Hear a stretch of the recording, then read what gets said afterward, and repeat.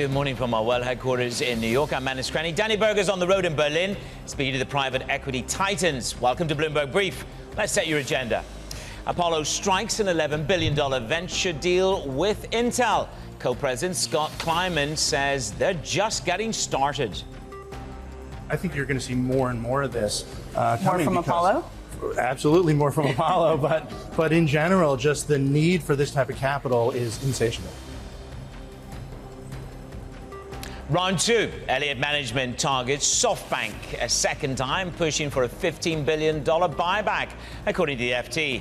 And super return is in full swing. We'll hear from the top voices in private equity as Danny grills them on the ground in Berlin. A very good morning. You've had a lot of data to absorb, and that has bolstered the equity market within 0.6% of a record high. Yields dropped, stocks did the needful. And again, it was a little bit of a drag on the equity market, was the energy complex down by 2% as oil trades down to a 4-month low, down an eighth of 1%. Inventories are building in the API data and indeed at Cushing. So oil trades at a 4-month low. RBC reminds us, Halima Croft reminds us, OPEC has not abandoned their active management. The taper, as they say, is an aspirational taper, but oil is down for the 5th day in a row. So that's the drag. That's the offer on the S&P 500. The bid on the S&P 500 is Intel at the bottom of your screen. Apollo doing an $11 billion deal to buy 49% of a joint venture stake in Ireland. And more of those deals will be done. Yields, as you can see, they're doing the needful. Yesterday, we saw job openings at the lowest in 3 years. JP Morgan's survey showed the longs are the highest since March, going into this jobs report over the space of the week. 5, 10, and 30 are all down by 15 basis points. We're going to talk more about the job market, I'm sure, with Amy Wu Silverman in just a moment. They've released her to her native environment to super return in Berlin. And the news gods were good to you. I'm envious. Good morning, Danny. How are you? What's the big story? Good morning, Manus. I'm good. Well, okay, we got one big story. Apollo, $11 billion deals with Intel, as you mentioned. We got the exclusive. We had the first interview with Apollo. The message, Manus, more is to come. I know we're going to talk about that later in the show. But for everyone else here, it's fascinating that the concentration of the market is something you and I talk about all the time. It's that it's big cap tech leading this market. And for folks here who want to IPO, unless you have something that can match an NVIDIA, it's not an easy environment to do that. So it's getting tougher for exits, despite the fact they're doing more deals, like, again, the one Apollo did, $11 billion, Manus. Do you get the sense that the gap between the two, between the investors and indeed the asset managers, is closing, Danny? Who have you got set up that you can prod on this topic?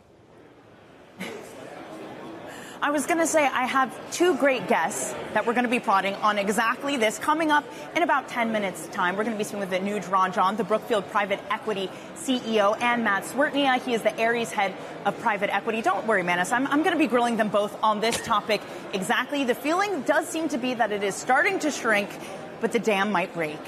OK, well, if anybody can break a little bit of news out of this lot, you can. Enjoy yourself. We'll hear more from Apollo when I see you in a little while, and we look forward to those interviews. Danny Berger at Super Return in Berlin. So Danny has the Apollo Intel deal to deal with. We've got SAP in Germany agreeing to buy Welcome for $14 a share. This will be a cash deal. Welcome is expected to close in the 3rd quarter of this year, and it will have an immaterial impact on their reporting. So this is SAP, as you can see, up 0.6%. There really is this sort of frenzy around the whole tech sector at the moment. And it's an intention to buy this. We've also got a little bit more news for you on Dollar Tree, a potential sale or a spin-off of Family Dollar.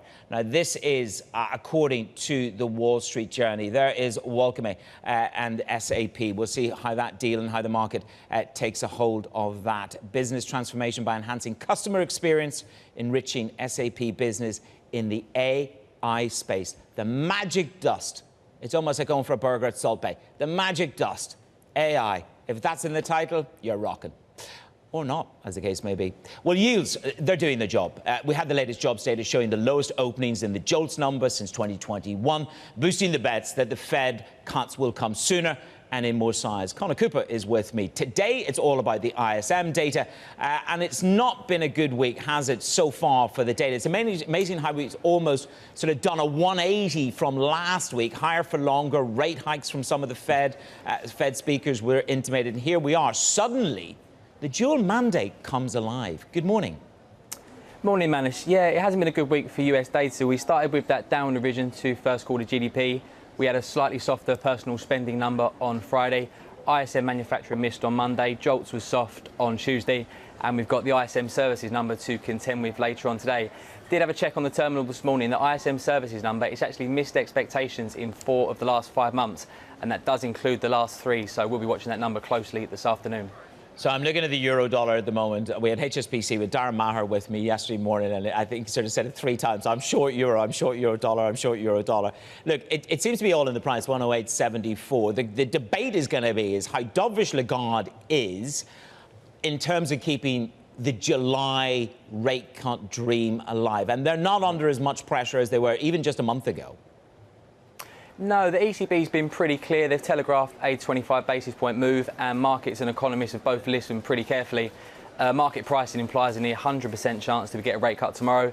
Economists are almost unanimous in their view that we'll get the same. So a bit of a non-event in terms of the rate move. There's going to be more focus on the forward guidance that we get from Lagarde. I think that's where the key from tomorrow's meeting will be. Is the ECB to cut rates again, or is this a one-and-wait approach from the ECB? Market pricing suggests that there'll be a pause in July as well. And I don't think that's a bad position for the ECB to be in. If they hike tomorrow and pause in July, that gives them to September to gather more data, especially on wages, which we're told is key, and then they can make that decision. I imagine any comments on the path of rates to Lagarde tomorrow will get a pretty boring answer centred around data dependence. Yeah, well, they love a bit. Everybody loves a bit of data dependence. Don't worry, we've got OPEC Plus now, the Central Bank of Oil, with their forward guidance being very, very clear, and the market's disappointed. Conor, thank you very much. Conor Cooper there, setting up the agenda. We count down to those services numbers. In our headlines, we talked about the activist investor, Elliott Management, rebuilding a sizable stake in SoftBank, pushing for $15 billion buyback. That's according to the FT in their reporting. Tom McKenzie is with me. Round 2 for a punch-up. They did this before, and one could say that Elliott did bring Masayoshi Son to heel before. So why take a second swipe at SoftBank? You're absolutely right. Second time round for Elliott when it comes to the story of SoftBank. They piled in 2020 with a bet of around $3 billion US. They pressured SoftBank into issuing buybacks. That happened. Then they pulled out of the trade. They sold down. They sat pretty on the back of that trade. That worked out for them. Now they're trying again, and the rationale for this is that there is a gap, a screaming market gap in terms of the market value of SoftBank and its underlying assets. In fact, it's something that Masayoshi Son of SoftBank has been talking about himself. Elliott want them to go through with buybacks then of around $15 billion US. They say that will signal Masayoshi Son his own confidence in this business. That's what they're pushing for. They say the time is right now. This is a business, SoftBank, of course, has been walking back some of those investments in tech, of course, some of those ones that went wrong for SoftBank, like WeWork, for example. But they are now looking, SoftBank is now looking aggressively at AI. And of course, they have exposure to part of that through their holdings in ARM, which has worked out pretty well for them. I mean, this is maybe where Masayoshi Son, my apologies on the mispronunciation the first time round, you know, he's maybe got a better case to push back against Elliott this time. In other words, if you want me to develop SoftBank and you want me to have those AI investments, I want to use my dry powder, and it is a sizable scale of dry powder for deploying on opportunities rather than buybacks. It's the classic kind of counter defense, isn't it? What size of dry powder do they have? Around 6 trillion yen, that's about $40 billion US, about $40 billion US. And look, you're absolutely right. We know through Bloomberg reporting that Masayoshi Son has been in discussions about raising up to $100 billion US to build out a competitor to Nvidia. I mean, the ambition is there, a hugely ambitious project, but it would require that much capital. So there's still 60 billion short of that. They're also looking at maybe buying the UK chip company Graphcore. So that will be the pushback. We need this capital, as you say, to invest around AI. The stock is up 50% year to date, and it's still not at those 2021 highs. Tom, thank you very much. Tom McKenzie there on the very latest. The battle between Elliott and SoftBank. Other top stories on your Bloomberg terminal this Wednesday morning. BlackRock and Citadel are among the investors backing a Texas upstart. Will challenge the New York Stock Exchange and NASDAQ. The Texas Stock Exchange has raised $120 million, and it plans to register with the SEC. The CEO, James Lee, told the Wall Street Journal that the plan is to entice companies seeking relief from the increasing compliance costs in New York. NXP is teaming up with a company partly owned by TSMC to build a chip wafer plant in Singapore. A $7.8 billion plant will be built in the second half of this year, with production starting in 2027. Southeast Asia is emerging as a force in the technology manufacturing and as a global tech firm diversify from China. eBay is dropping American Express cards as a payment option. The online marketplace says it's no longer accepting Amex because of unacceptably high fees. eBay plans to notify customers this week about the change, which is set to take effect August 17th. Coming up, we head back to the Super Return Conference in Berlin. The CEO of Brookfield Private Equity sits down with Danny Berger. Context matters on Bloomberg.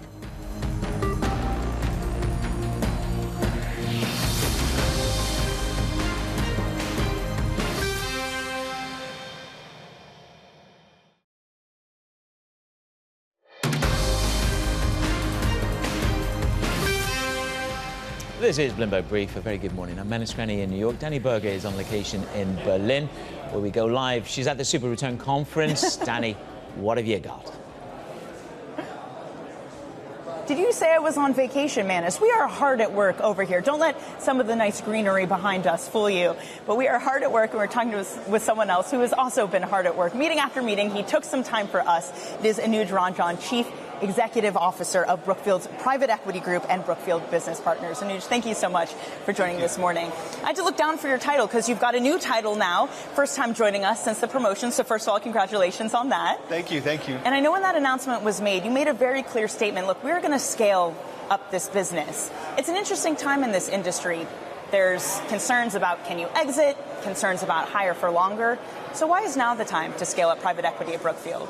Well, first of all, thank you for having me back. I'm very fortunate because I've stepped into this role at a time where our private equity group is at a true inflection point at Brookfield. And I genuinely think we can triple the size of this business in the next 5 years.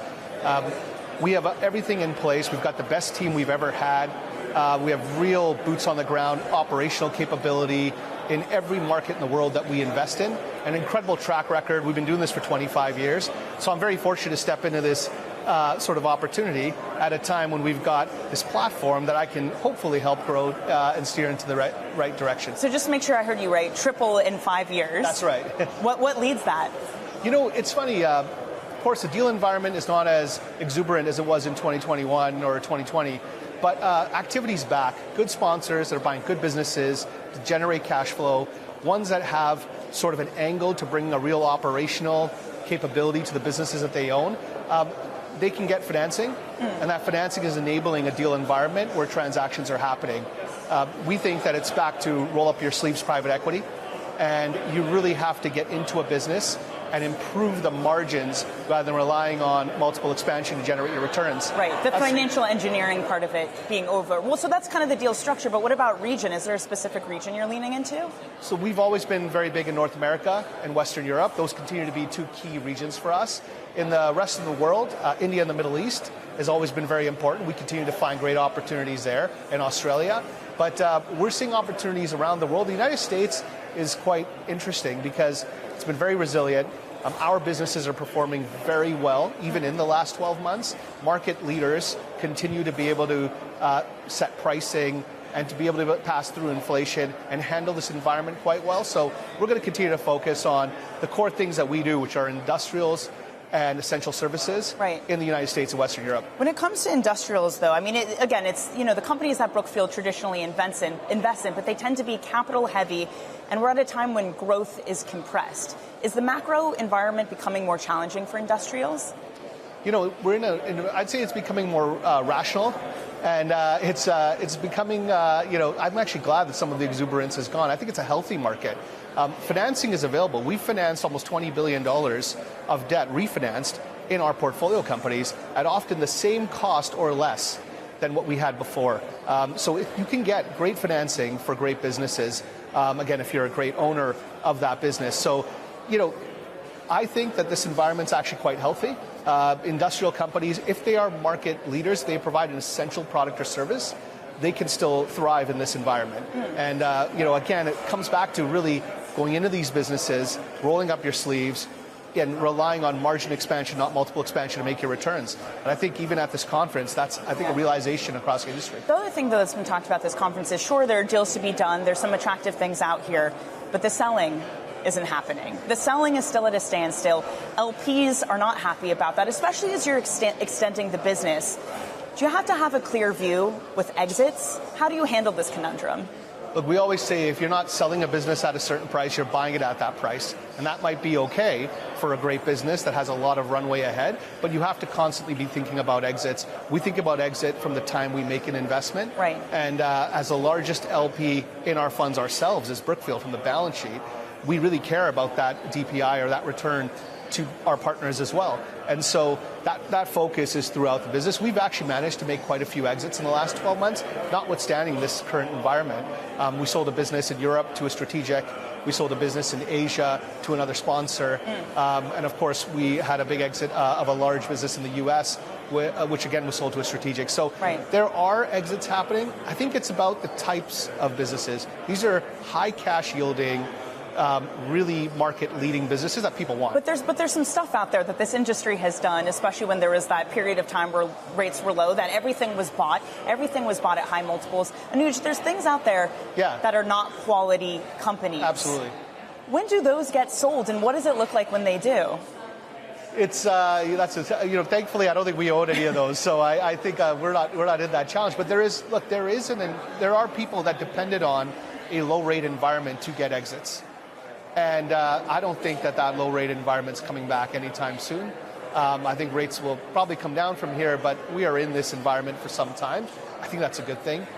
Some of the businesses that relied too much on unprofitable growth are going to have challenges getting exits, frankly, at any price, at any time in this environment. Anuj, I want to end here because you have global experience. Brookfield has led you all over the place. You've started up many businesses. And I know you were in the Middle East for a while. The Middle East is obviously, and the sovereign wealth funds, has been a very fertile ground for fundraising. There does seem to be this concern, though, that if you look at the PIF, for example, that they want to start spending more internally. They have a lot of projects they want to put money towards. Do you think some of the fundraising slows down from some of the Middle Eastern sovereign wealth funds as they look internally? Look, I think it's all relative. I think the Middle East has been a huge supporter of the industry and provided a lot of capital globally over the last decade, and they will continue to. They will continue to be a big supporter of ours and I think of the industry. They do have a focus also on investing in the country. We've been investing in the country for 10 years. We've done about $10 billion of deals in the Middle East. And in fact, we're really excited about that market. We think it's been very, very valuable for us. It's been great returns. We think of it as kind of emerging market returns with developed market risk. And so we'll keep investing locally, and some of them will partner with us in that region. What's competition gotten like there, though? Because when you started there weren't a lot of players there. There was a recent story on Bloomberg, our colleagues writing that Chinese investors are also increasingly getting interested in the Middle East. Absolutely. Look, Asia and Middle East broader are all interested in that region. We're seeing, though, that a lot of them want to actually partner with us because not everyone has the boots on the ground. And it comes back to that operational capability. We've been in the Middle East since '97, been an active investor since 2015. We got a big operating capability locally. We don't invest in the region from London or from another market. We invest from that market. And hopefully all this capital that wants access to it will find partners like us valuable. Anuj, thank you so much for joining this morning. It is always a pleasure to hear from you. Come join us when you're next in New York. That is Anuj Ranjan of Brookfield. More ahead from Berlin. Manis is also going to walk you through the news you need to know this morning here on Bloomberg Brief.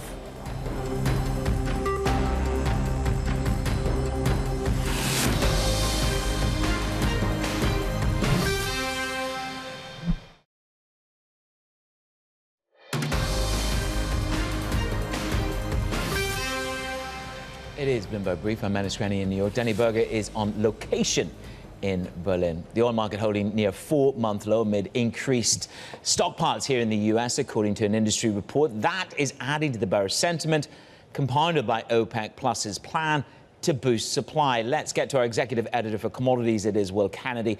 So the stockpiles are rising, and this market is still chewing the OPEC Plus deal like a wasp. Halima Croft says it's an aspirational cut. This market is fixated with additional supply. Will, good morning. Good morning, Manus. And I think, yes, like all OPEC decisions, there are options for adjustment down the line if they decide to do that. But I think it is clear that the broader picture of the meeting was that to maintain the group's unity, some of the members wanted the ability, the UAE notable among them, to start putting more oil back into the market into 2025, and that is what's going to happen. I think it would be hard to put that genie back into the bottle, and the modest market move that we've seen, it hasn't been a crash, there's been a sell-off. That market move, I think, has been driven by the realization that they are going to get more oil as we get into the latter part of the year and into early 2025. The big question, of course, is the demand picture. Will the global oil market be able to soak up that supply? It's been very robust over the last couple of years coming out of the pandemic. Will that continue? Of course, lower prices are a big benefit for Joe Biden as he goes into an election. Absolutely. Those gas pump prices equal votes. Will, thank you very much. Tucking it up very neatly and compactly. Will Kennedy, our executive editor on commodities. We'll be catching up with RBC's Wu Silverman in just a moment to talk about vol.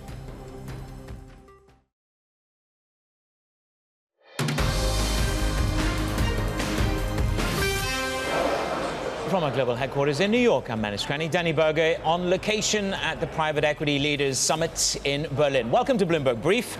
Let's say your agenda. Apollo strikes an $11 billion joint venture deal with Intel. Co-president Scott Kleiman tells Bloomberg they're just getting started. I think you're going to see more and more of this coming. More from Apollo? Absolutely more from Apollo, but in general, just the need for this type of capital is insatiable. Round two, Elliott management targets SoftBank a second time, pushing for a $15 billion buyback, according to the FT. And super return is in full swing. We'll hear from the top voices in private equity as Danny Berger sits down on the ground in Berlin. A very good morning. The tail that wagged the dog was the drop in yields, 15 basis points over 3 days, right the way across the spectrum of the curve. That invoked the bid to the S&P 500. You're barely 0.6% away from a record high. Two stocks to watch. Intel manages to sell off part of their joint venture in Ireland. Apollo will take a 49% stake, $11 billion.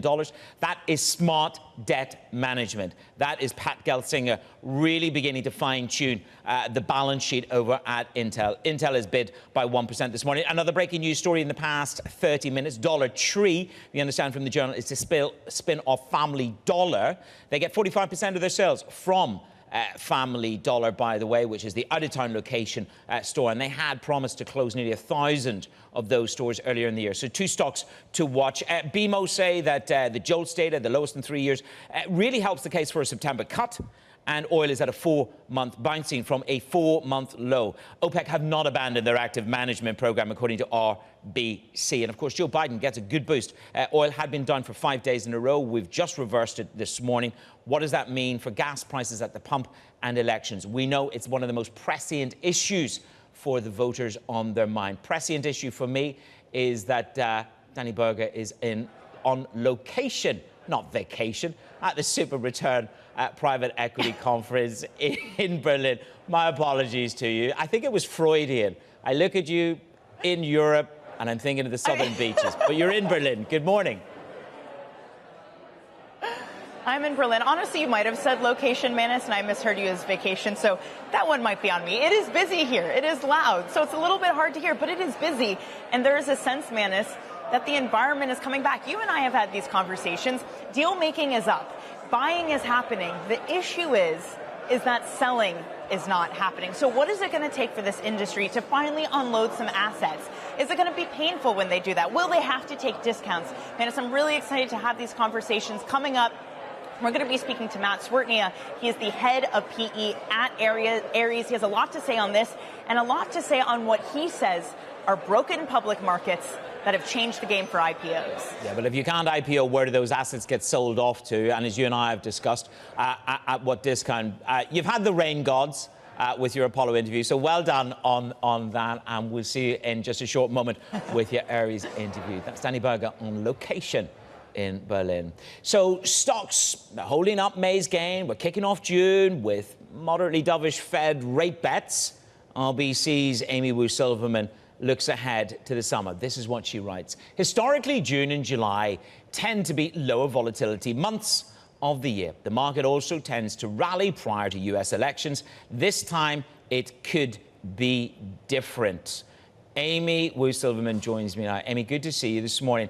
I would say to you, we've almost done a 180 from last week where we had this discussion maybe about a rate hike. We had higher for longer obsession. This week, we've now moved to earlier rate cuts in the year as the jolts and the PMI give us a little bit to chew on. Do you think not we're moving towards a Volmageddon, but sort of a vol moment, an increasing vol environment? Hi, Manus. That's exactly right, because as you said, we keep swapping kind of predictive views on what's happening with rates, what's happening with a lot of things. And investors, frankly, they're getting this sentiment whiplash. And when you get the sentiment whiplash, you tend to get volatility start to bubble. Now, we've kind of had this pretty suppressed low vol, low VIX handle this whole year, but we're going into, dare I say, a relatively unprecedented situation with U.S. elections, with one trial that's concluded for the Republican candidate, but another one that's on its way. So, I don't think it's that unfair to say that this time, looking ahead, the U.S. elections could look different than history, along with many other things. Now, you talk about the hump and volatility, and you very clearly say this. We do not have a hump for very long. We may have a moderate spike over the election, but of course, it's all the contingent decision tree analysis after the election that's perhaps not discounted. We're showing cross-asset volatility at the moment, but around that election, you think that my question would be, is volatility still relatively cheap after the election, and should I be looking at that as an opportunity? I think it is relatively inexpensive, and I do think that's the kind of fat left tail that the market hasn't started to price in yet. Look, when I talk to investors, they kind of look at elections and then they throw up their hands in the air and say, we don't really know how to price this, so let's just price this kind of the median in what happens during history, which is typically you get a rally into elections, you get that hump in VIX term structure for November, and then, it's done and dusted. But the reality is we do have one precedent to look back to. That's the year 2000, where there was a contested election. And to me, it maybe rhymes with history in the sense that we could get something that looks more like that than just your average run-of-the-mill election. If that is the case, volatility isn't pricing longer term, that just simply finding an outcome will take longer. And that's why I think that left tail hump is probably a little bit fatter than people are pricing in. Yeah, we're just showing the SEP futures. I mean, they're obviously pricing higher than OC and DEC. Now, I love what you talked about. I mean, I started the show by saying we're 0.6% away from another record high. I mean, we over 23, 24, maybe 25 record highs is what we've had. And I like what you call the call exuberance. I mean, we've called up intermittently once a month. The call exuberance, that exceptional call buying, was actually waning. And then, bam, Keith Gill and Roaring Kitty came back to life. Is that a seminal moment in vol? I think some investors would like to think that it isn't, but it really is. And I'll tell you why. Because the first time we had the meme frenzy, it really was something that people just didn't know what to expect the next day. To some degree, we have a little bit more of a playbook, right? We have seen this happen before. And I'll tell you, the one secondary effect that people have to really consider is as these stocks, like a GameStop, grow, they also become larger weights in different benchmarks. So like an XRT or an IWM. And the reason that matters is the last time around you had value investors, you had small mid-cap investors who became very concerned that they were going to start dragging their benchmark as this became larger proportions of the weight. And so you have this right tail risk again, this call exuberance that we're going to start to see because of the meme frenzy. So look, there are secondary impacts of this, even if you're not a long or short investor in GameStop itself. Is this where institutions and more sort of proprietary traders are bouncing? I mean, I know there's an entire entourage of retail that trade this, but then you have professional traders who actually trade this in their private books. And then you've got institutions. And this is where I really want to understand the impact on institutional risk-taking. What are people talking about as this meme frenzy reasserts itself? Yeah, so the one thing, and I can tell you because these are kind of the incoming requests I'll get when you start seeing something like this meme frenzy reemerge, which is that call exuberance, which we also call skew inversion, when that call implied volatility outweighs the put implied volatility. People start to ask, okay, we see it here. Do we start to see it in other stocks? Because if you, again, we have a playbook now. If you look back to history, it doesn't tend to be just, siloed to this one stock. It tends to bubble to other names that people consider, I guess, part of the meme umbrella. And so, they ask, like, where else do you see call exuberance? Because maybe that's where we get other positive momentum begetting positive momentum.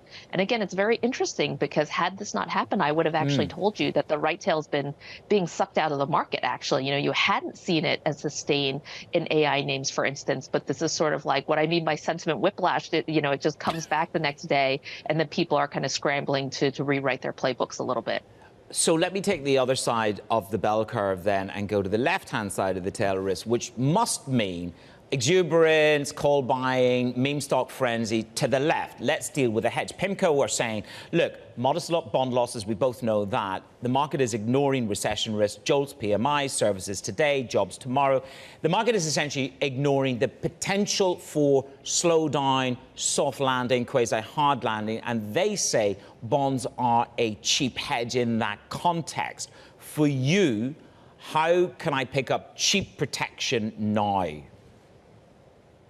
Look, but protection, that left tail is incredibly inexpensive. I think the hesitation for investors is, burn me once, shame on me, but then, am I going to repeat it? The skew in the market, that downside protection just hasn't been working. That doesn't mean it won't work. We certainly have a slew of unknown unknowns, geopolitical risks, but, the post-COVID volatility regime has not been friendly for folks who have been hedging, and that's been really difficult. However, we do see S&P skews start to tick up. We are starting to see pockets of hedging, and we also have been seeing VIX call buying, which is sort of like thinking about a tail event occurring. Yeah. But it's just been difficult because those velocities have been very quick when there is downside, or you just haven't really seen that happen. And so especially as you go into the summer months, you have to take into account that seasonally you're actually getting lower volatility months that you're getting into. Okay, Amy, great to have you with us, setting up the risk agenda. That's Amy Wu Silverman there of RBC Capital Markets. Coming up, we're back to Berlin and super return. Ares head of private equity sits down with Danny Berger. Context matters on Bloomberg.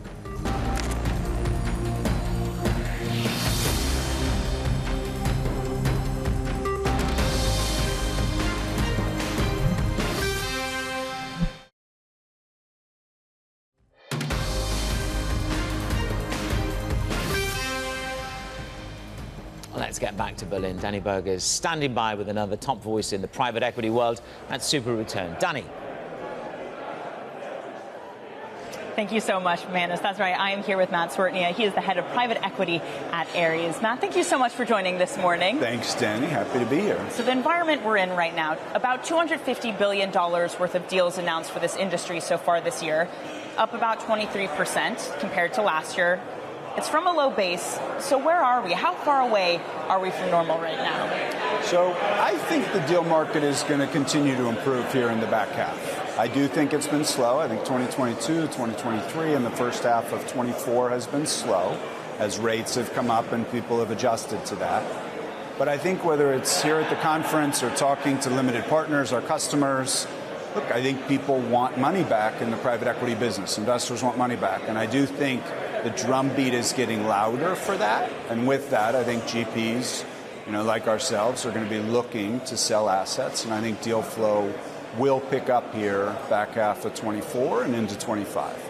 When that deal flow picks up, because we have seen some exits, but it's been the really high quality, the stuff that you can find a buyer for. So what does it look like when it picks up in the fourth quarter? Is this going to be painful for folks? I do think what you referenced is right. I do think the high-quality companies, the companies that are growing nicely, I think they have lots of alternatives. I think it is that second tier of companies that isn't growing as well, and there's been price discovery about that. So I do think there needs to be a bit of a meeting in the middle between buyers and sellers on some of those second-tier companies. But we expect that to happen. Again, if the LPs are really asking us for cash back, I think that's across the portfolio, not just with your best companies.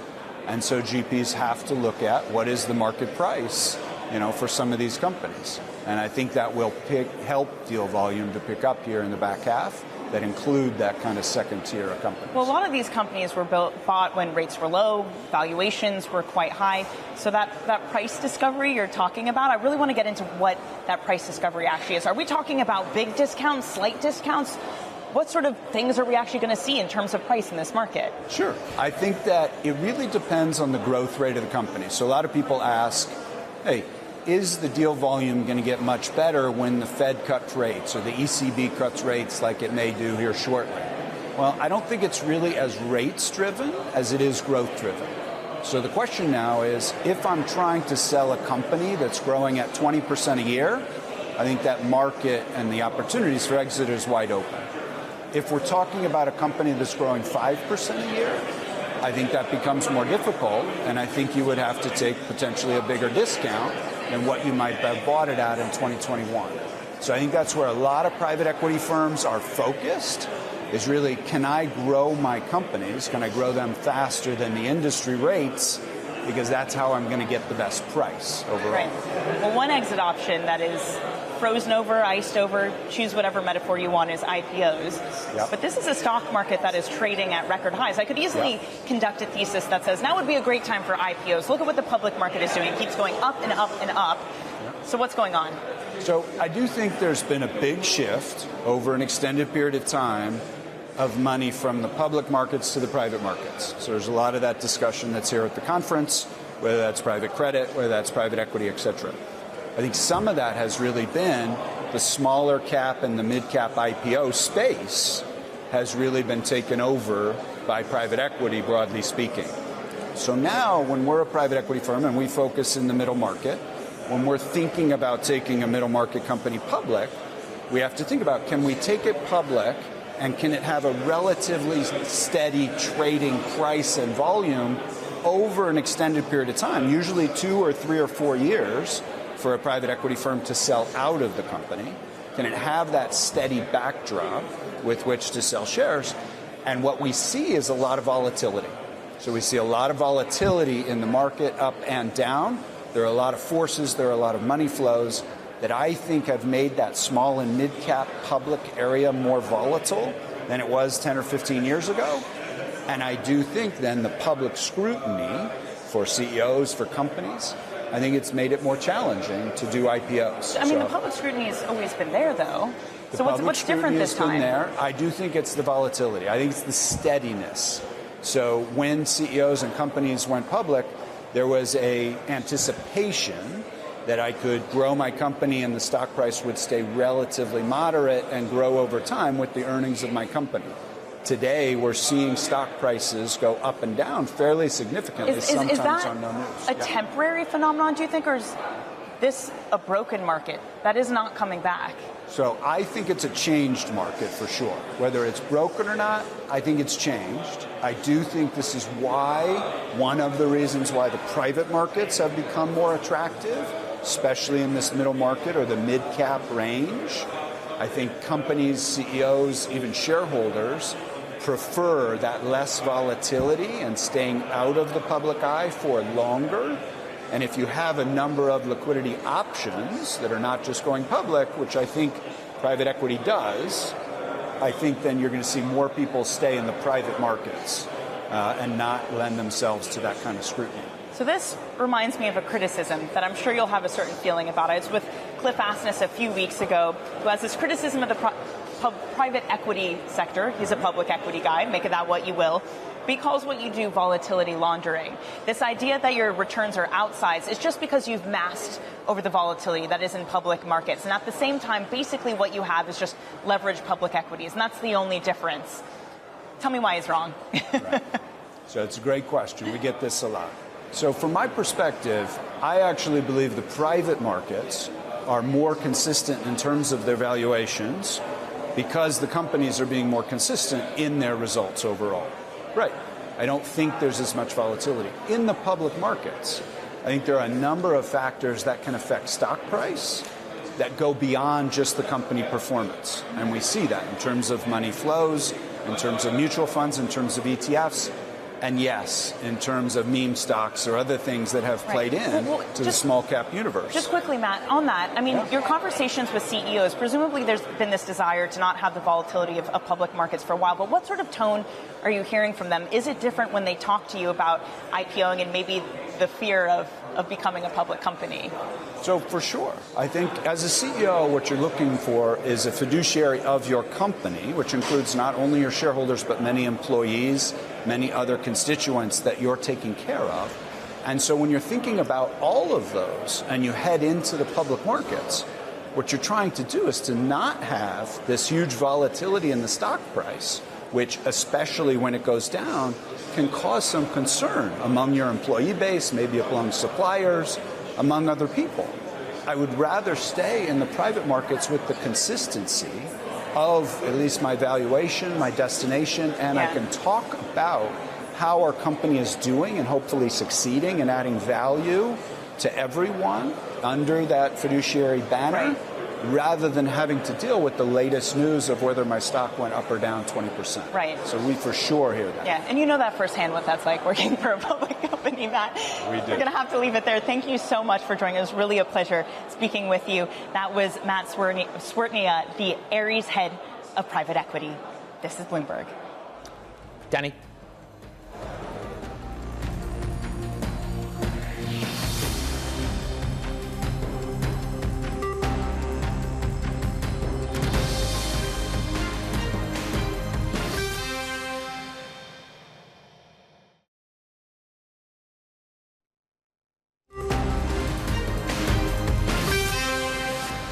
Let's set up your trading day for you. The Bank of Canada rate decision hits the tape at 9:45 Eastern. U.S. services PMI will be closely watched after the manufacturing data yesterday, 9:45 a.m. and 10 a.m. More retail coming, Dollar Tree before the bell.